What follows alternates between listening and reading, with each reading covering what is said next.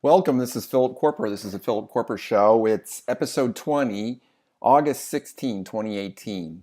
Looking forward to a great show with you guys today. I'm excited so excited. I got tickets today to go to Charleston, West Virginia. I work in Pikeville, Kentucky. Charleston's about 2 hours away, car drive. And Donald Trump, President Trump, is coming here this Tuesday night. And I'm looking forward to being with him at that rally. I want to mention that. I want to talk about President Trump revoking the top secret security clearance of John Brennan.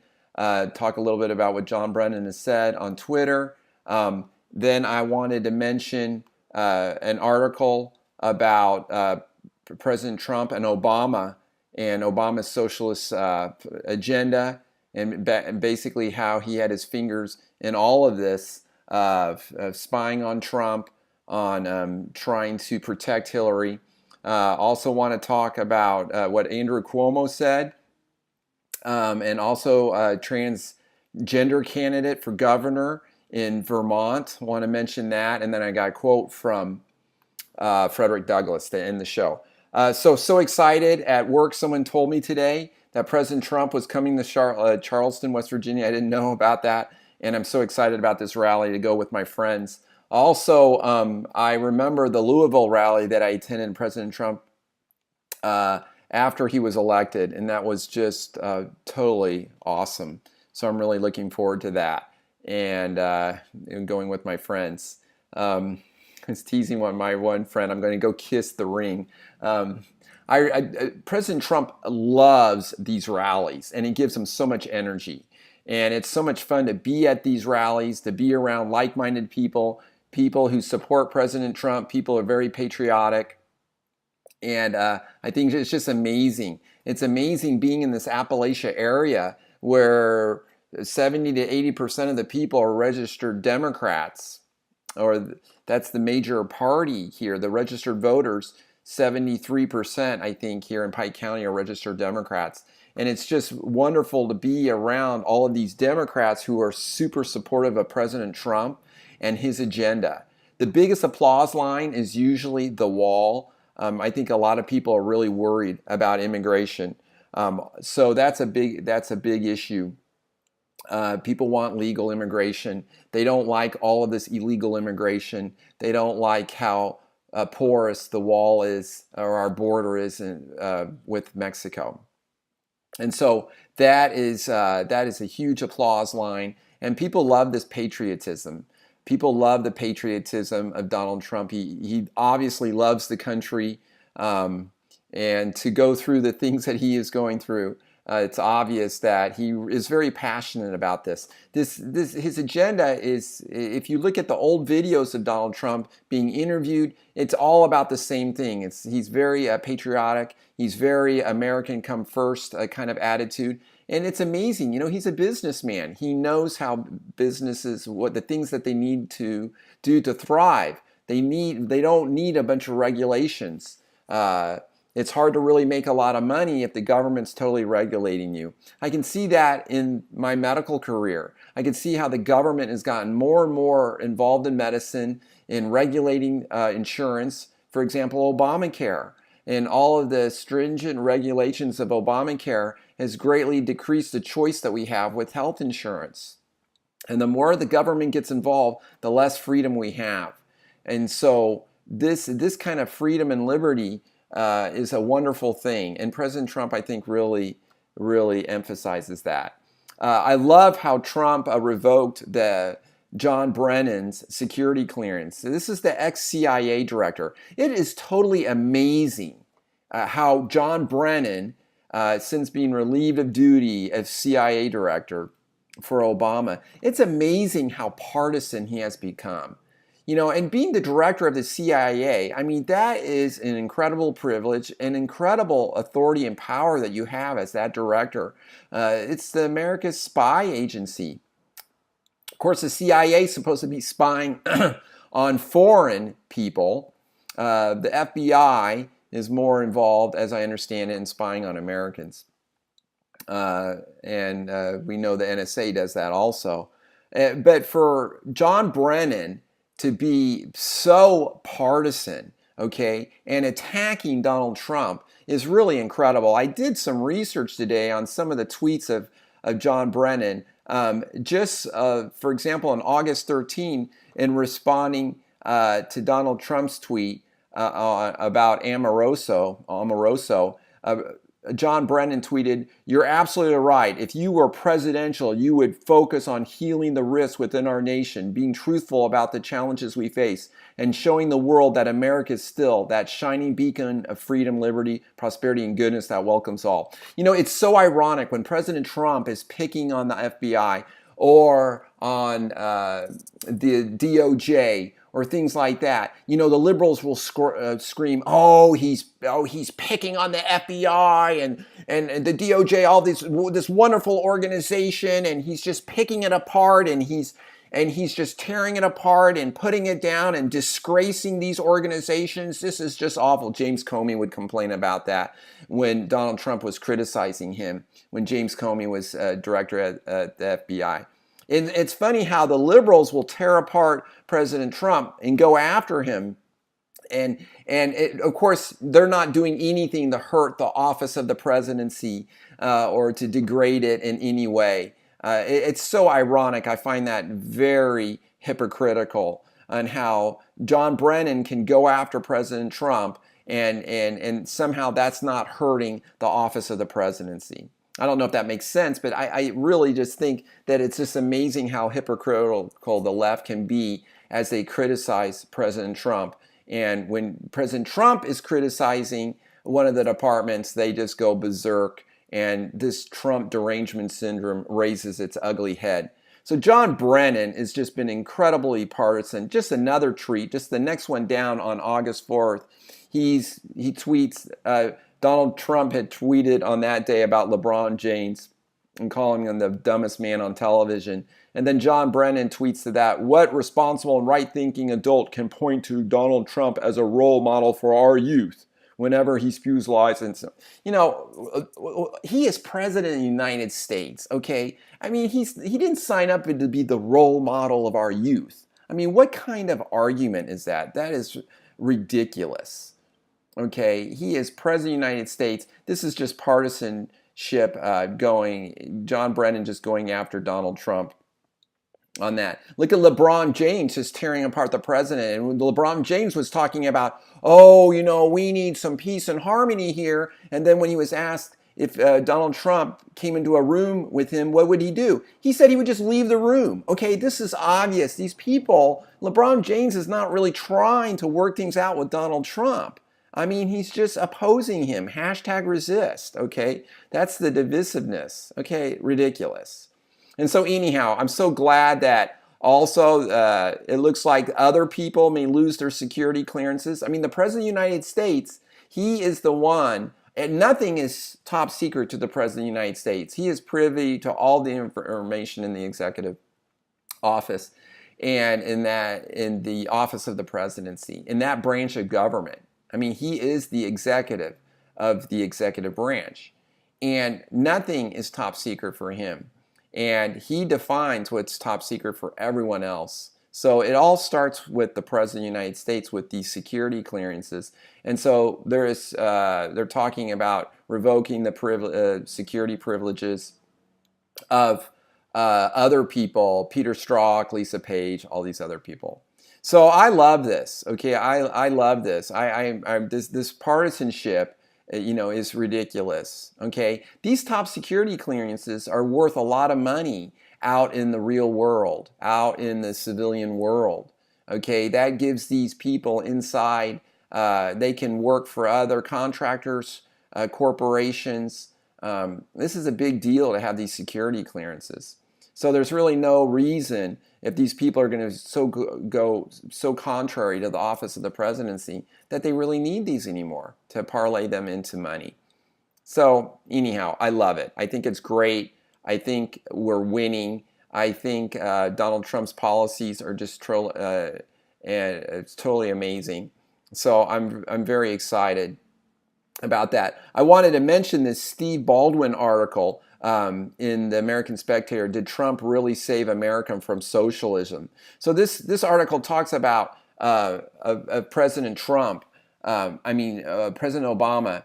You know, Obama has been fully in charge of both the pre and post-election attacks on Trump. So, I mean, President Obama is really being left out of this debate, but he has really been the leader of this resistance. Okay, he's doing it quietly from the background, but right up to the election in 2016, Obama was orchestrating all of this. Peter Strzok and Lisa Page were talking about how Obama wanted to know everything that they were doing. And they were also setting up emails that would say that Obama had nothing to do with all of this stuff. So there's so much fake stuff going on.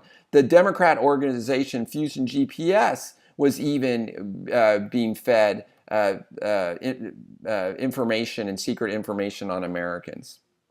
Okay, Obama even used a pseudonym when he was emailing Hillary Clinton on her private server.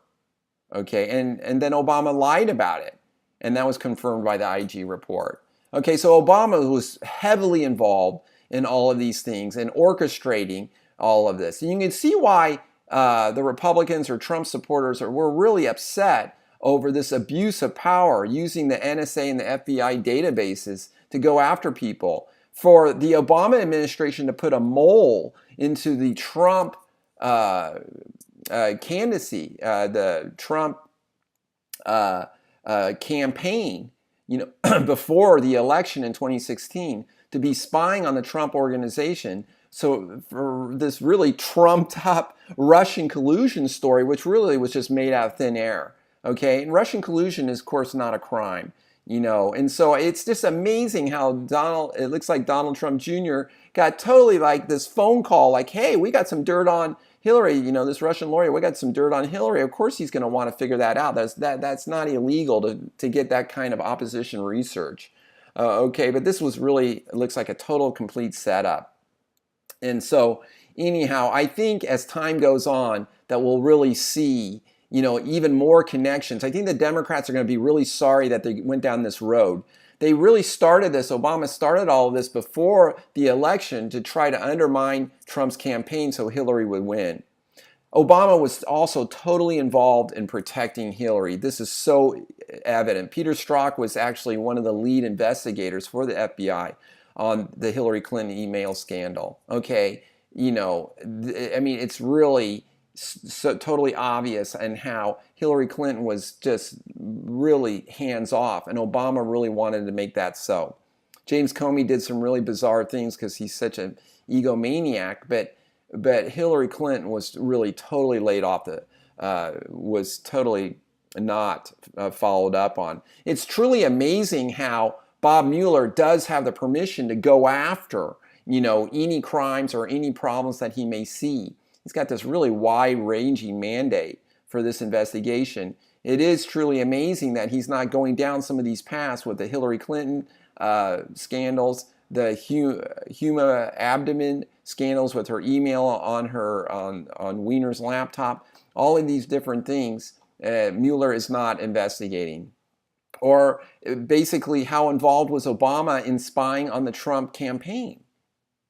So that's really ironic that Bob Mueller's not investigating any of those things.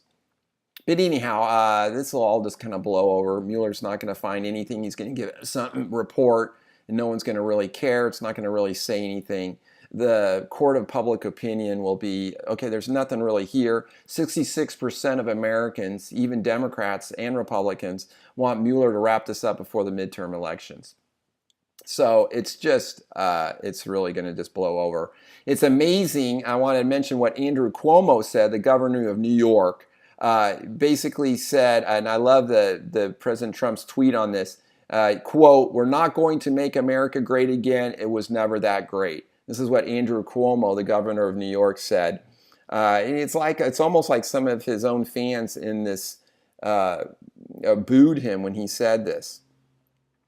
President Trump says, "Can you believe this is the governor of the highest tax state in the United States, Andrew Cuomo, having a total meltdown?"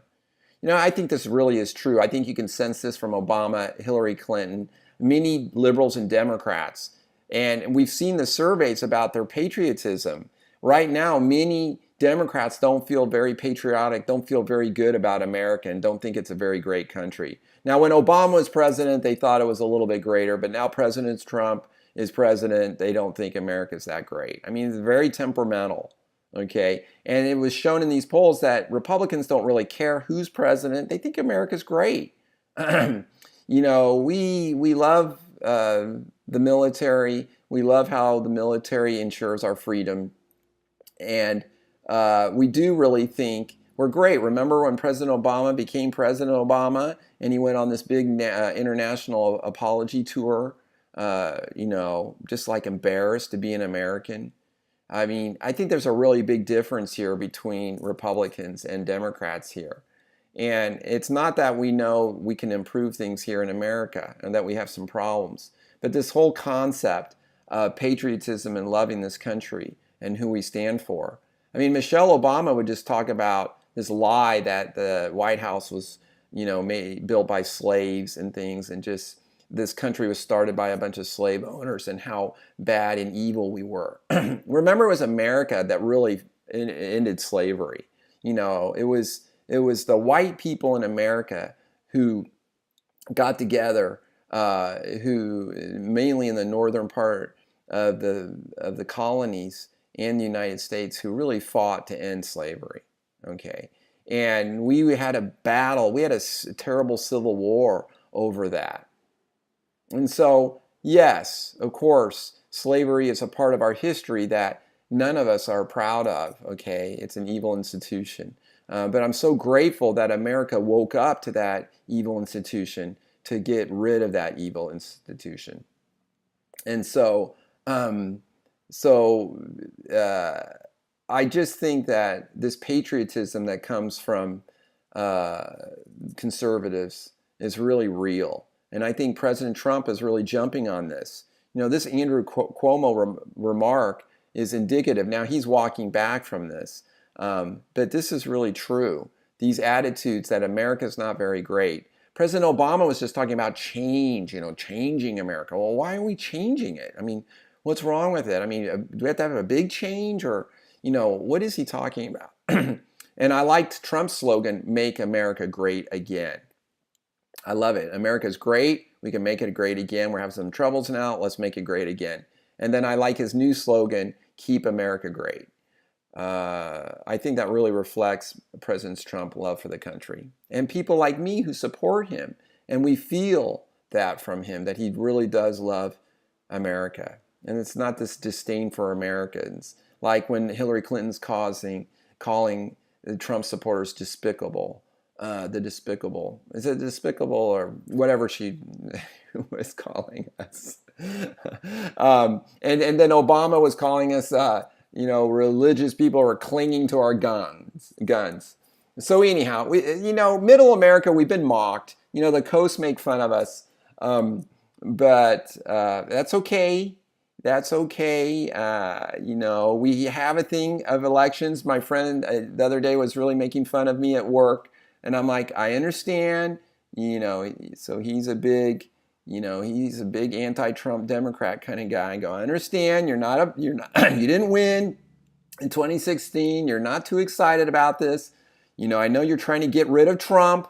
You know, you couldn't defeat him in the ballot box, so now you're just going after him. You know, trying so hard, #resistance, to get rid of President Trump. You know, we're not a banana republic. We have elections here, thank goodness. And so he's just disgruntled, but we're getting what I want. I did want to mention, I thought this was really ironic. So the Democrats are all excited about Christine Hallquist. Okay, she's a former utility company executive, and she, if she gets elected the governor of Vermont, she's running for governor, Democrat governor of Vermont. If she gets elected governor, she would be the first transgender governor of any state.